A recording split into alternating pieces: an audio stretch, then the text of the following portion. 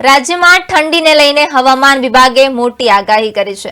ઉત્તર ગુજરાતના કેટલાક ભાગોમાં જોવા મળી શકે છે ઝાકળ, તો કેટલાક તાપમાન 1 થી 2 ડિગ્રી સુધી સેલ્સિયસ વધવાની સંભાવના છે। 19 તારીખ પછી પવનની ગતિમાં પણ ઘટાડો થઈ શકે છે। 19 જૂનથી 23 જાન્યુઆરી વચ્ચે માવઠાની આગાહી કરવામાં આવી છે। વધુમાં વાત કરીએ તો ગુજરાતમાં ઠંડીમાંથી આંશિક રાહત મળે તેવી સંભાવનાઓ હવામાન વિભાગે વ્યક્ત કરી છે। આ દરમિયાન તાપમાન 1 થી 2 ડિગ્રી સેલ્સિયસ વધવાની સંભાવના છે। જો કે આવતીકાલથી ઝાકળ પડશે તેવું પણ લાગી રહ્યું છે। આખા રાજ્યમાં તેનો પ્રભાવ જોવા નહીં મળે, માત્ર સૌરાષ્ટ્ર અને કચ્છના કેટલાક વિસ્તારોમાં ઝાકળો પડી શકે છે।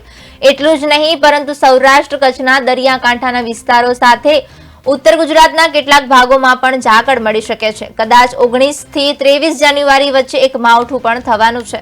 આ માવઠા પછી ઠંડીનો દોર ચાલુ રહેશે, ત્યારે જાન્યુઆરી મહિનામાં તો સંપૂર્ણપણે ઠંડી જોવા મળશે। ફેબ્રુઆરી મહિનામાં પણ ગયા વર્ષની સરખામણીએ ઠંડી જોવા મળશે, ત્યારે સુરતમાં વધારે, ઉત્તર ગુજરાત અને મધ્ય ગુજરાતમાં પવનની ગતિ મધ્યમ રહેશે, તેમજ પશ્ચિમ સૌરાષ્ટ્રમાં ઉત્તરાયણના દિવસે ભારે પવન જોવા મળશે। તેમજ ઉત્તર ભારત ફરી એક વખત ઠંડી અને ધુમ્મસની ચપેટમાં આવ્યું છે, જેને પગલે અનેક વિસ્તારોમાં તાપમાનમાં નોંધપાત્ર ઘટાડો થયો છે।